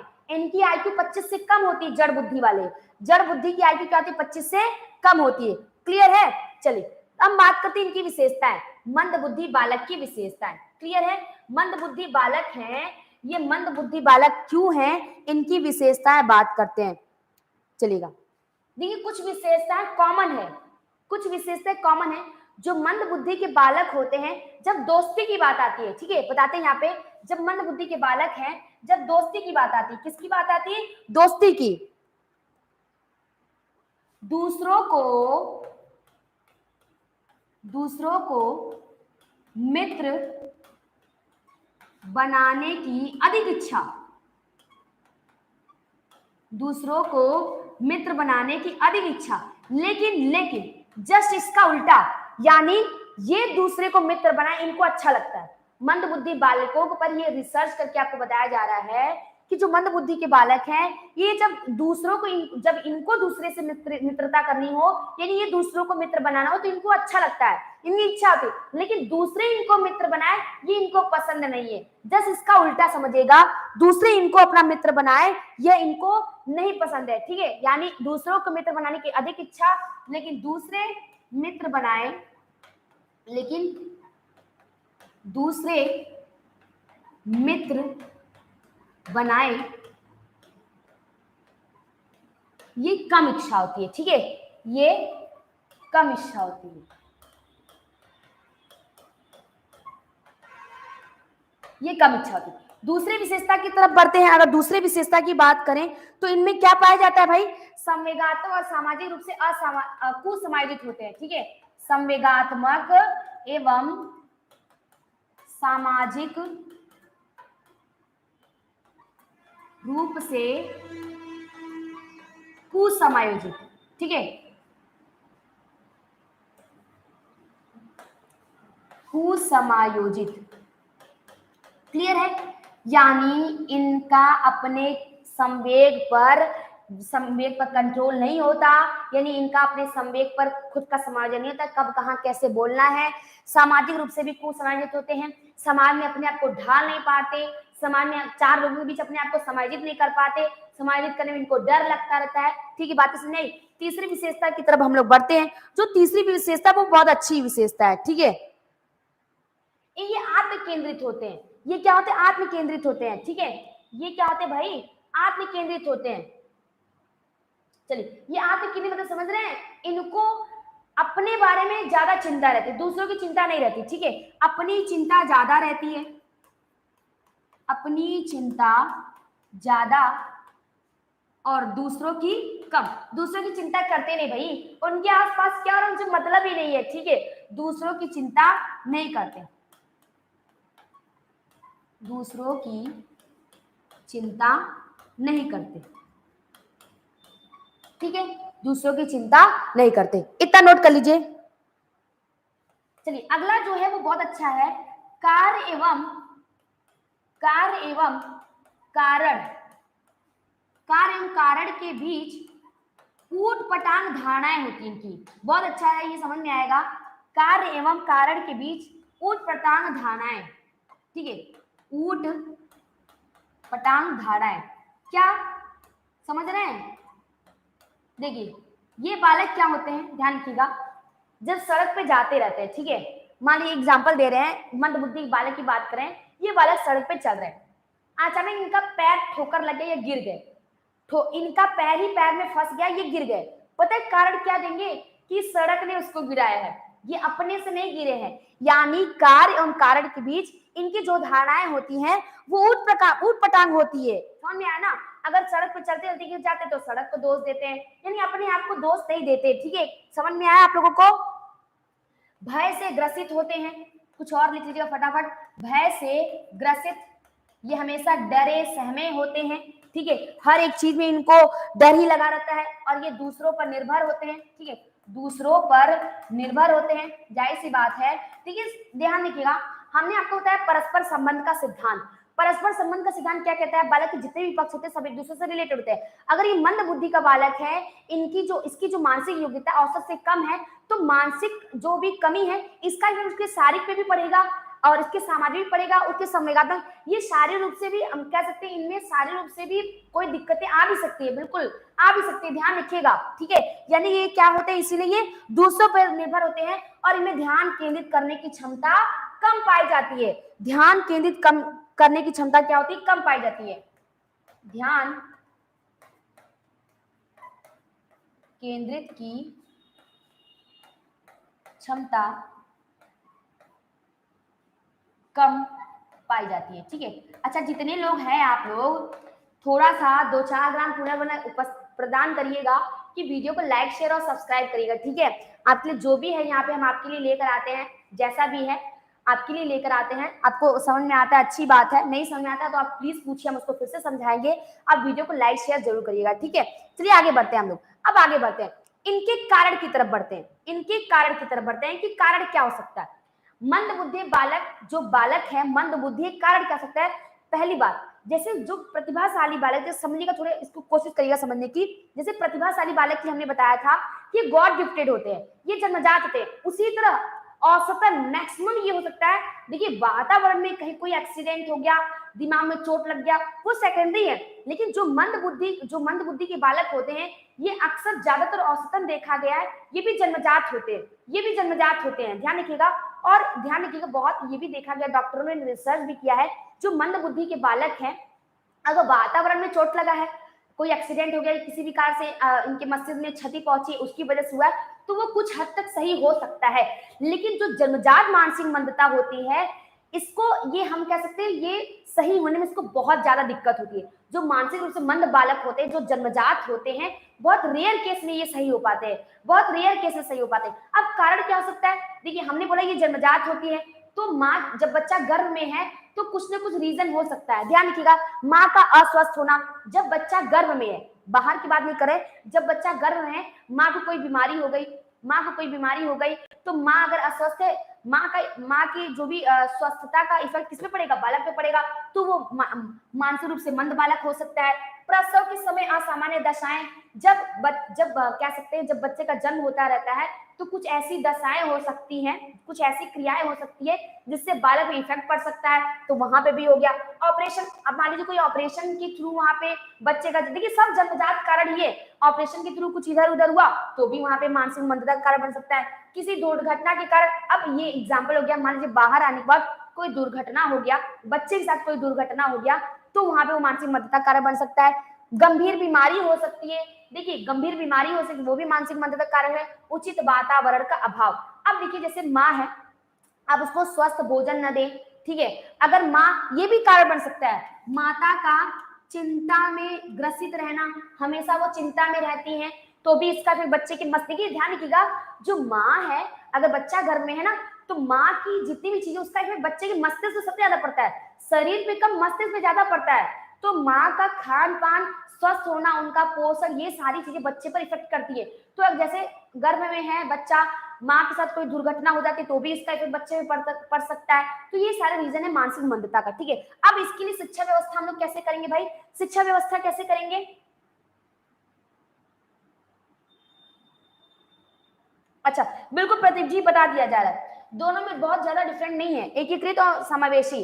बात करते हैं शिक्षा व्यवस्था की, ये अपनी देखभाल का प्रसिद्ध, देखिए शिक्षा व्यवस्था, जाहिर सी बात है, जो मानसिक मंद बालक होते हैं ना, आप देखे होंगे, जैसे अगर इनको कोई काम दे दिया जाए, काम ढंग से नहीं कर पाते, कोई खाना खाना दे दिया जाए, खाना खाने के लिए, तो खाना भी ये ठीक ढंग से नहीं खा पाते, तो सबसे पहले जी अपनी देखभाल का इनको प्रशिक्षण दिया जाए कि आप दूसरों को छोड़िए, आप पहले अपनी देखभाल कैसे कर सकते हैं, आप उनको प्रशिक्षण दिया जाए। फिर शारीरिक और मानसिक स्वास्थ्य की शिक्षा दी जाए, बच्चा मानसिक रूप से, शारीरिक रूप से कैसे हष्ट पुष्ट हो सकता है, इसकी शिक्षा दी जाए। हस्त कौशल एवं छोटे कार्य, ये इंपॉर्टेंट है, ये इंपॉर्टेंट, ध्यान रखिएगा आप लोग, जितने लोग लाइव हैं इसको नोट बना लीजिएगा, नोट बनाए। महात्मा गांधी ने जो वर्धा योजना, बुनियादी तालीम योजना, या जो बेसिक योजना लाई थी, जिसमें हस्त कौशल की शिक्षा पर विशेष ध्यान दिया गया था, उसमें बेसिकली ज्यादातर महात्मा गांधी ने मंद बुद्धि बालकों के लिए किया था, यानी मंद बुद्धि के बालक हैं उनको हस्त कौशल, छोटे घरेलू कार्य की सुविधा दी। हस्त कौशल मतलब कि जैसे हाथ से बनाए गए कोई पतंग हो गया, कागज हो गया, मिट्टी के बर्तन हो गया, ठीक है, अलग अलग चीजें हो गई, हस्त कौशल छोटे कार्यों, घरेलू कार्यों में इनको करने की सुविधा दी जाए, कैसे बालकों की? मंद बुद्धि बालकों की। क्लियर है, बातें समझ में इतना? देखिए मेरे क्लास की साढ़े 8:30 से इंग्लिश की क्लास है, ठीक है, इतना क्लियर हुआ मंद बुद्धि के बारे में। चलिए अब बात करते हैं और भी 2-3 विशेषताएं इनके बारे में, ध्यान देते हैं। विशिष्ट कक्षा की सुविधा, व्यक्तिगत शिक्षा दी जाए। देखिएगा फिर से हम आपको बता रहे हैं, पहला काम यह है कि अगर बच्चा आपके विद्यालय में आता है, वो मंद बुद्धि का बालक है, वो मंद बुद्धि का बालक है, पहला आपका काम होगा कि आप उसे समावेशी शिक्षा प्रदान करें, यानी सभी के साथ बैठाकर शिक्षा दें। लेकिन अगर बच्चा फिर भी नहीं सीख पा रहा है तो आवश्यकता पड़ने पर आप उसे कहाँ भेजेंगे? विशिष्ट कक्षा की सुविधा कराएंगे और उसको आप व्यक्तिगत रूप से उस पर आप ध्यान देंगे, ठीक है। फिर आत्मविश्वास की भावना पैदा करना, देखिए ऐसे बालक जो मंद बुद्धि के बालक होते हैं, इनमें ये अपने वातावरण या चीजों से बहुत ज्यादा इनमें नकारात्मक प्रवृत्तियां पाई जाती हैं, ठीक है, मतलब अंदर से नहीं होती, वो बाहरी वातावरण के कारण होती है। तो सबसे पहले इनके अंदर कॉन्फिडेंस पैदा करना चाहिए कि ये भी सामान्य बच्चों की तरह हर क्रिया कर सकते हैं, ठीक है। मांटेसरी पद्धति, मांटेसरी पद्धति पता है ना, मारिया मांटेसरी ने दिया था मांटेसरी पद्धति, ध्यान रखिएगा, मांटेसरी पद्धति किसने दिया था? मारिया मांटेसरी ने दिया था, ठीक है। मारिया मांटेसरी, मारिया मांटेसरी कहाँ की थी भाई? इटली की थी, कहाँ की थी? इटली की थी। बच्चों को ज्ञानेंद्रियों पर आधारित शिक्षा, ध्यान रखिएगा, जो मांटेसरी पद्धति है वो ज्ञानेंद्रियों पर आधारित शिक्षा है, ठीक है, ज्ञानेंद्रियों पर आधारित शिक्षा है, ठीक है। तो मांटेसरी पद्धति यानी आकांड त्वचा के द्वारा शिक्षा दी जाए, स्वयं की सुरक्षा करने की शिक्षा दी जाए, बच्चा अपने आप को सुरक्षित रख सके, समाज के मध्य समायोजन की शिक्षा दी जाए, 4 लोगों के बीच बच्चा कैसे कांटेक्ट कर सकता है, इस चीज की बच्चों को शिक्षा दी जाए। बातें क्लियर हुई आप लोगों को? इतना समझ में आया? तो देखिए ये था मंदबुद्धि बालकों की विशेषता, ठीक है, ये था मंदबुद्धि बालकों की विशेषता, ठीक है, इसको आप लोग नोट कर लीजिएगा।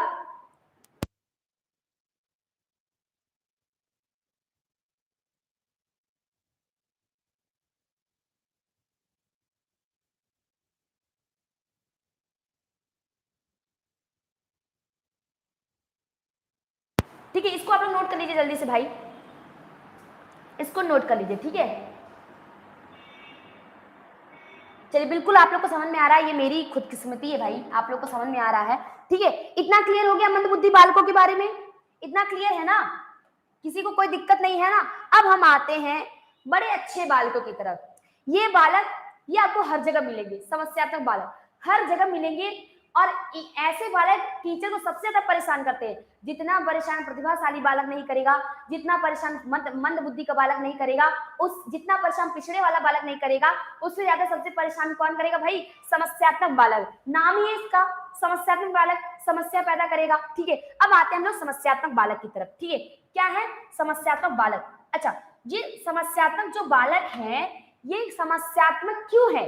क्योंकि ये समस्या पैदा करते हैं, सीधी सी बात है, इनके नाम से अर्थ से निकालते हैं। जो समस्यात्मक बालक होते हैं, जो समस्यात्मक बालक होते हैं, ये क्या करते हैं भाई? ये समस्या पैदा करते हैं, ठीक है। क्या करते हैं? समस्या। चलिए बात करते हैं समस्यात्मक बालक में, जिनके व्यवहार में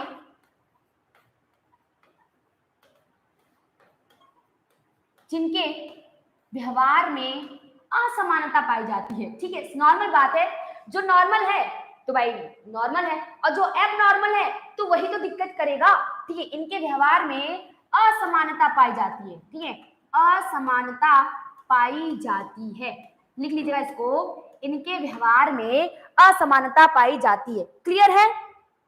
या जो समस्या को जन्म देते हैं, या जो समस्या को जन्म देते हैं, ठीक है, समस्या को जन्म देते हैं, ठीक है। समस्या कहां से आ जाए, कैसे आ जाए, प्रतिभा ये सॉरी समस्यात्मक बालक से जरूर मिलेगा, ठीक है। ये क्या है? जो समस्या को जन्म देते हैं वो होते हैं क्या? समस्यात्मक बालक, ठीक है। अब देखिए जो समस्यात्मक बालक कौन कौन से हैं। देखिए समस्या पैदा करने का मतलब है कि इनका व्यवहार ही ऐसा होता है कि ये अपने आप को समायोजित नहीं कर पाते। जब ये बच्चे अपने आप को समायोजित नहीं कर पाते तो अपने वातावरण में दिक्कत पैदा करने लगते हैं, स्वयं को दिक्कत में नहीं डालते, दूसरों को दिक्कत में डाल देते हैं। देखिए पहले बात करिएगा समस्यात्मक बालक कौन है, मतलब कैसे, इनकी विशेषता क्या है। ये जो समस्यात्मक बालक है चोरी करने वाले होते हैं, चोरी करना इनकी विशेषता है, ठीक है। विद्यालय से भाग जाना, बैग उठा के बाहर फेंके और कूद के निकल दिए बाहर। आप लोग भी ऐसा किए होंगे भाई, समस्यात्मक बालक आप लोग भी हुए होंगे, ठीक है।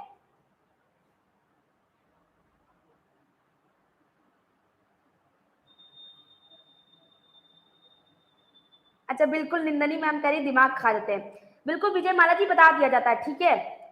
और एकीकृत एजुकेशन समावेशी, ये भी हम लास्ट में क्लियर करेंगे, और जेंडर स्टीरियोटाइप और जेंडर बायस दोनों को करेंगे, ठीक है। जी बिल्कुल मान जी करवाएंगे, ठीक है। अच्छा नहीं थे, बिल्कुल भाई, चलिए अच्छी बात है, नहीं थे, ठीक है।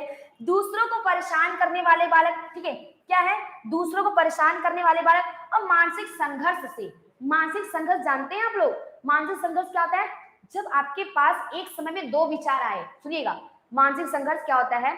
अक्सर लोग इसको कहते हैं दिमाग में चिंता होना, इसको मानसिक संघर्ष कहते हैं। एक्चुअली वो मानसिक संघर्ष नहीं होता। मानसिक संघर्ष क्या होता है? जब आपके मस्तिष्क में एक ही टाइम में, सेम टाइम में दो विचार है और दोनों इंपॉर्टेंट हो, किसी एक को चुनने में अगर कठिनाई होती है तो वही होता है मानसिक संघर्ष। जैसे आपको गुलाब जामुन भी पसंद है और आपको रसगुल्ला भी पसंद है, दोनों आपके सामने रख दिया जाए, आपको खाना किसी एक ही को है, तब वहां पे आपके दिमाग में ये चलेगा कि हम इसको चूज करें या इसको चूज करें, तो वो होता है मानसिक संघर्ष, ठीक है। चलिए आगे बढ़ते हैं हम लोग, आगे बढ़ते हैं। इनकी और विशेषताएं, ये मतलब इनकी और विशेषताएं, अनुशासन की कमी पाई जाती है। जो समस्यात्मक बालक होते हैं इनमें अनुशासन, अरे अनुशासनहीन होते हैं, अनुशासनहीन होते हैं, दुखी रहने वाले होते हैं, ध्यान रखिएगा। ये जो जाहिर सी बात है, ये अपने आप से भी समस्या से ग्रसित रहते हैं, तो ये दुखी रहने वाले बालक हैं। समस्यात्मक बालक के प्रकार की बात करते हैं हम लोग, ठीक है। अब हम बढ़ते हैं क्या? समस्यात्मक बालक की प्रकार। समस्यात्मक बालक कौन कौन से होते हैं, ठीक है। समस्यात्मक बालक, तो देखिए जो झूठ बोलने वाले बालक है ये भी समस्यात्मक बालक है।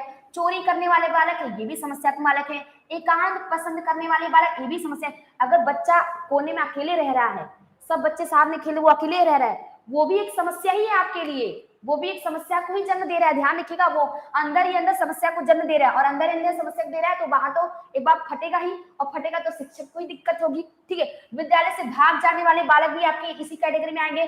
कक्षा में देर से आने वाले बालक, देर से तो आए ही होंगे ना आप लोग। फिर गृह कार्य न करने वाले बालक, छोटे बालकों को परेशान करने वाले यार बालक, ये सबसे ज्यादा देखने को मिलता है जो समस्यात्मक बालक होते हैं। 1 मिनट रुके रहिएगा आप लोग।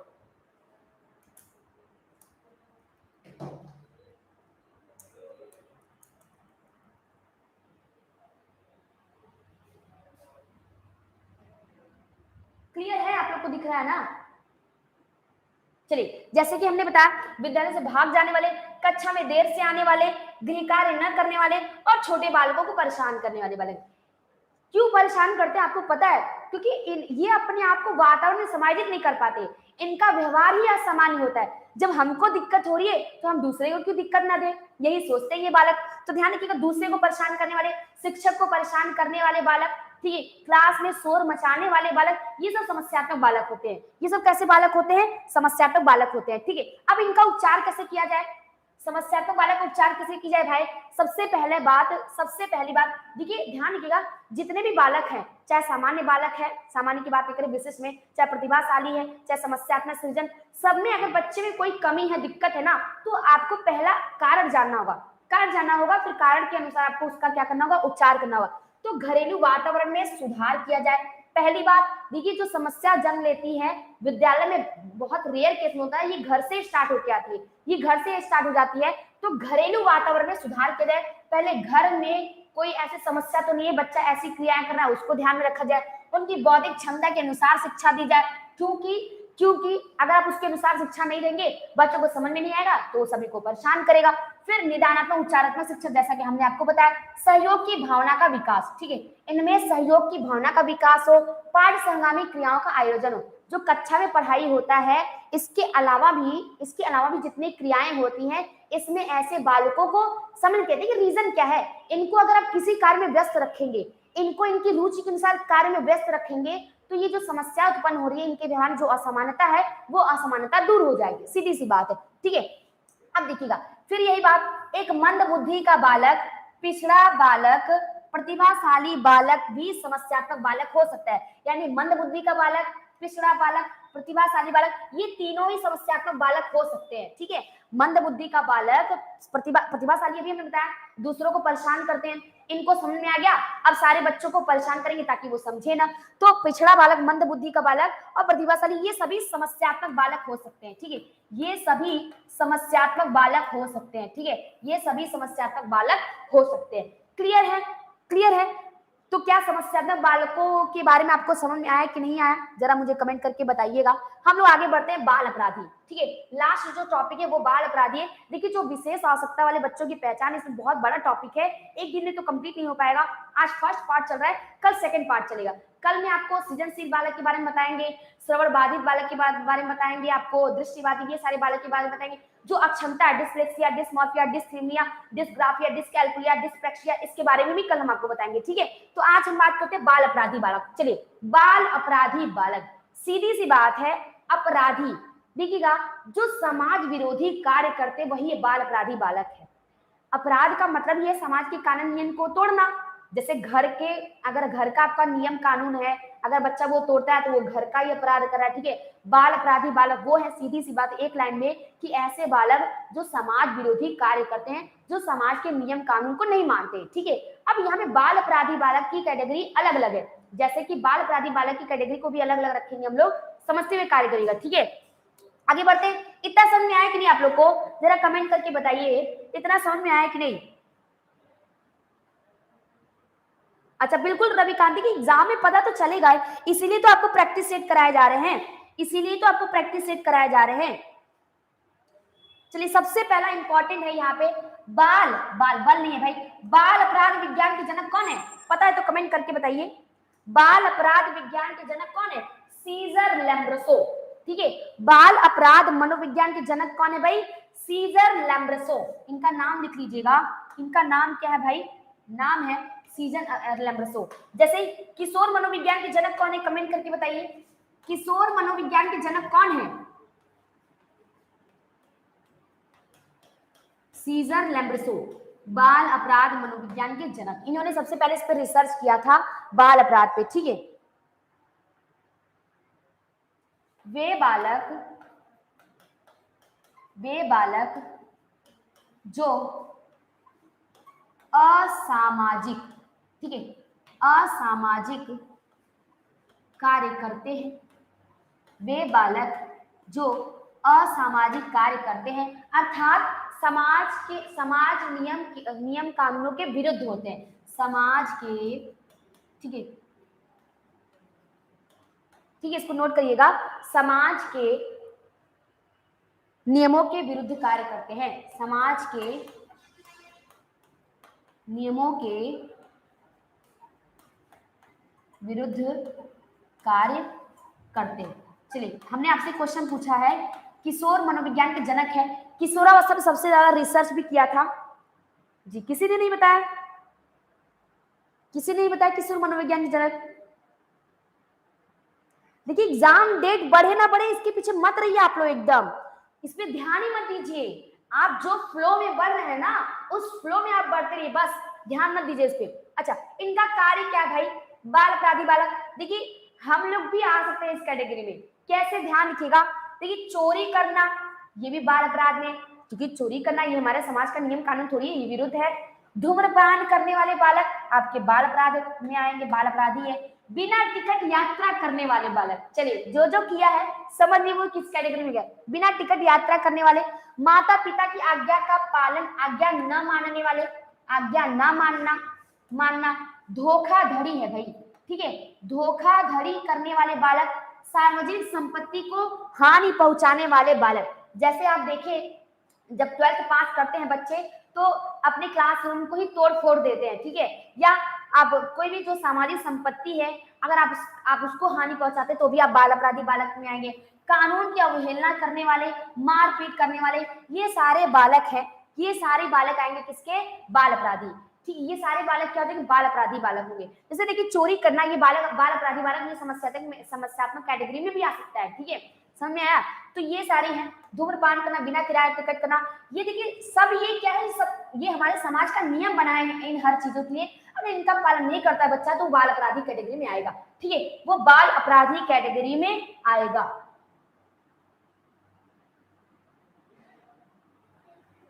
रविकांत जी पता नहीं, करेक्ट है, करेक्ट है। जब भी किशोरावस्था की बात आती है तो स्टैनले हॉल आते हैं, एडोलेसेंस, ये इनकी बुक भी है स्टैनले हॉल की। अब देखिए इनकी विशेषताएं हम बताते हैं, ठीक है, इनकी विशेषताएं देखते हैं।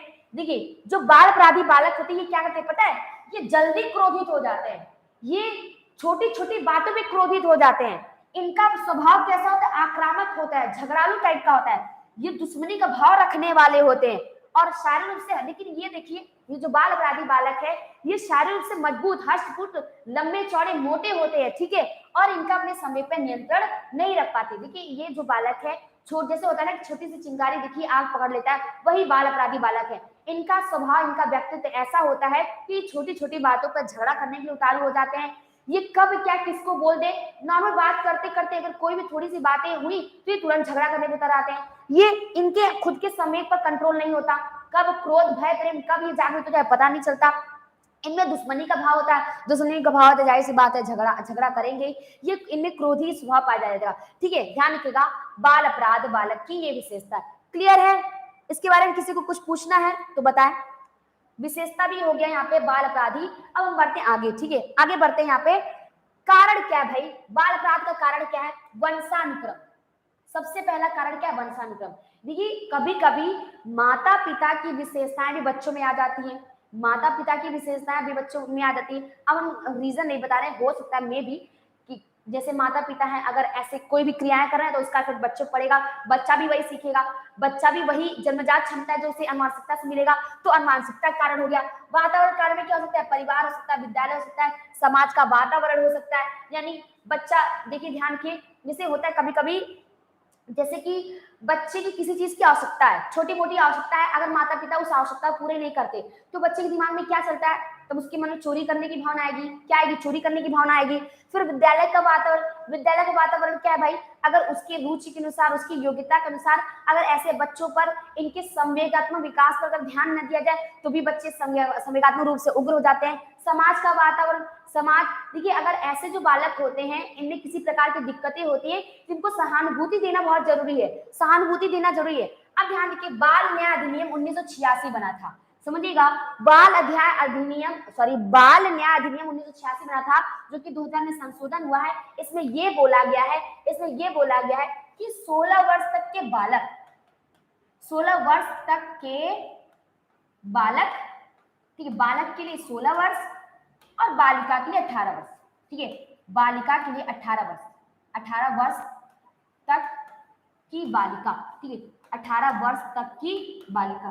क्लियर है? चलिए, क्या बोला हमने? 16 वर्ष तक के बालक और 18 वर्ष तक जो गंभीर अपराध है, जैसे कि ये तो नॉर्मल अपराध है ना, चोरी करना, मारपीट करना, जो गंभीर अपराध है, गंभीर अपराध के लिए जो बालक का एज माना गया वो 16 वर्ष है और जो बालिका का एज माना गया 18 वर्ष है। गंभीर अपराध के मामले में जो बालक है इनका एज 16 वर्ष माना गया है, इनका एज 16 वर्ष माना गया, और जो बालिका है इनका एज क्या माना गया? 18 वर्ष माना गया। क्या माना गया भाई? 18 वर्ष माना गया, याद रखिएगा आप लोग, ठीक है? बातें समझ में आई? जो हमारे कानून में अपराध का कैटेगरी रखा गया है, जो कानून में अपराध मतलब कानूनी अपराध जो होता है, जैसे वही है, हो गया कि आपने किसी को मार दिया, किसी को जान से मार दिया, ये सारी कैटेगरी की बात कर रहे हैं। तो बालकों के लिए 16 वर्ष बनाया गया, बालिकाओं के लिए 18 वर्ष बनाया गया है। कानूनी अपराध की बात कर रहे हैं, ठीक है?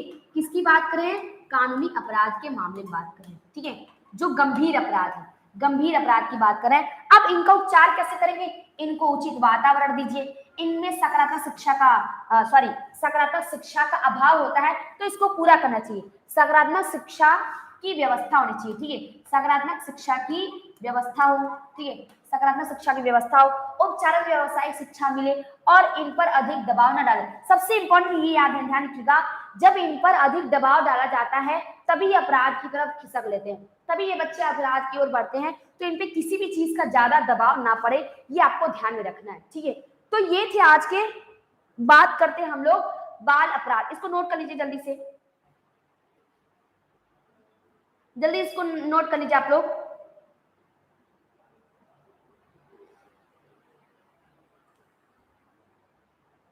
और किसी को किसी चीज में डाउट है तो बताएं।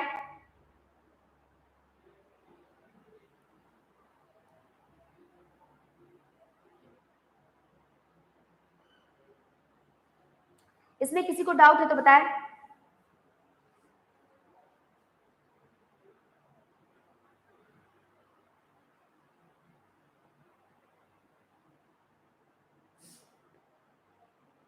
क्लियर है ना? बातें समझ में आई आप लोगों को?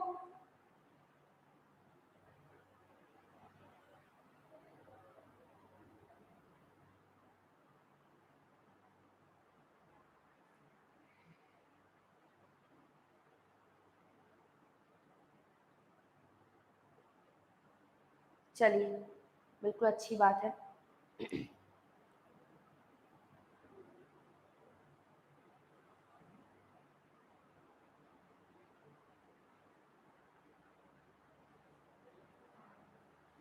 ठीक है, तो आज का हमारा टॉपिक यही कंप्लीट होता है। बिल्कुल चलेगा रविकांत जी। अच्छा, किसी ने क्वेश्चन किया था, बिल्कुल रविकांत जी बहुत एक्साइटेड है एग्जाम के लिए, अच्छी बात है। देखिए, एक क्वेश्चन किसी ने किया था, कहाँ गए बताते हैं, और किसी को क्वेश्चन करना है तो बताइएगा।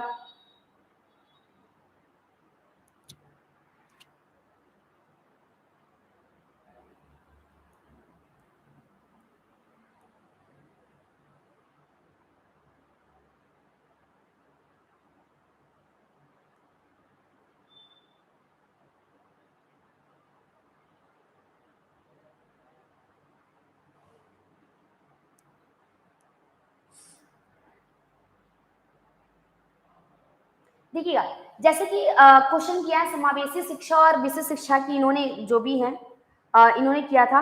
देखिए, दोनों का सेंस अगर लेंगे एक ही है, बस अंतर ये है एकीकृत का मतलब है सबको एक साथ बैठाकर शिक्षा देना, ठीक है। एकीकृत का हिंदी अर्थ निकालिए।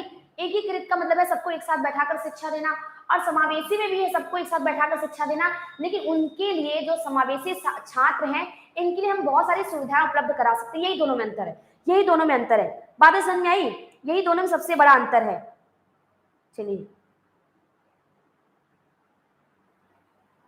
विजय जी, विजय जी ने नहीं पूछा था। चलिए प्रदीप जी, समझ में आया? एकीकृत मतलब इकट्ठे सबको साथ में बैठा के एजुकेशन देना।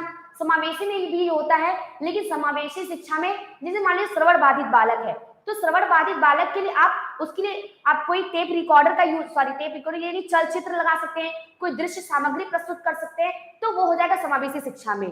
क्लियर है? बातें समझ में आई?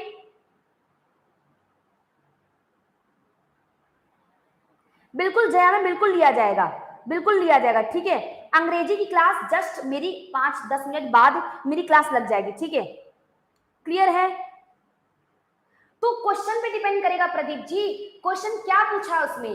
जब क्वेश्चन में पूछे, क्वेश्चन में क्या कहा है कि अगर सभी बच्चों को एक साथ बैठा, देखिए मोस्टली अगर आपको जाना है समावेशी शिक्षा के साथ जाइएगा, आपको सबसे बेटर पड़ेगा समावेशी शिक्षा के साथ जाइएगा, ठीक है। क्लियर है?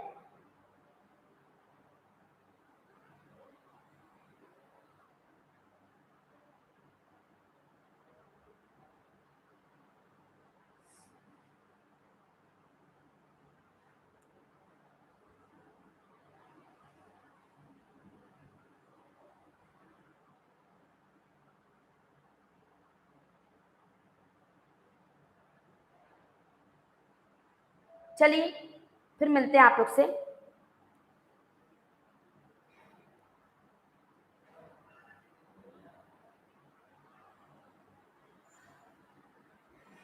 अच्छा, विजय माला जी ने भी क्वेश्चन किया है। इन्होंने बोला है जेंडर स्टीरियोटाइप यानी जो लैंगिक रूढ़िवादिता है और जेंडर बायस, ठीक है। बिल्कुल, कहाँ गए क्वेश्चन? चलिए, gender stereotype and gender bias में डिफरेंट क्या देखिए, जो लैंगिक रूढ़िवादिता होती है, बेसिकली लैंगिक रूढ़िवादिता क्या होता है भाई? लैंगिक रूढ़िवादिता है जो समाज हमारा लड़के और लड़कियों में विशेष चीजों को लेकर जो भिन्नता करता है, ठीक है। लैंगिक जेंडर जो आपका स्टीरियोटाइप है, यानी जो लैंगिक रूढ़िवादिता है, इसे लैंगिक पूर्वाग्रह भी कहते हैं। क्या कहते हैं? लैंगिक पूर्वाग्रह। जैसे लड़कियां मैथ में अच्छी नहीं होती, लड़के मैथ में अच्छे होते हैं, लड़के गाना गा सकते हैं, लड़कियां गाना नहीं गा सकती। ये सब क्या है? ये जेंडर लैंगिक रूढ़िवादिता है, ठीक है। ये क्या है भाई? ये सब लैंगिक रूढ़िवादिता है, इसको ध्यान में रखिएगा। बातें समझ में आई?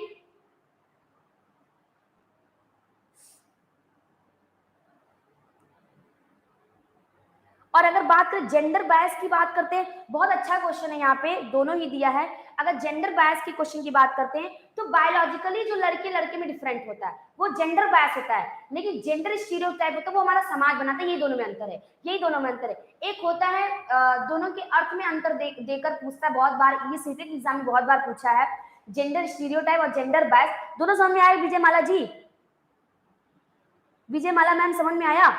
लैंगिक रूढ़िवादिता का मतलब है कि याद रखिएगा, जो समाज लड़के लड़कियों में किसी चीज को लेकर भिन्नता दिखाता है जो कि नकारात्मक है, और जो जेंडर बायस है यानी जो लिंग में भेद है, ये लड़की है ये लड़का है, बायोलॉजिकली ये लड़की है ये लड़का है, उसको बोलते हैं। बातें समझ में आई? तो चलिए बिल्कुल ठीक है, अभी के लिए इतना ही।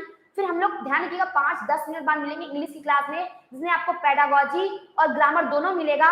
तब तक आप लोग चाय कुछ पी लीजिए, फिर हम लोग 10 मिनट मिलते हैं, ठीक है। तब तक के लिए धन्यवाद, सभी लोग स्वस्थ रहें।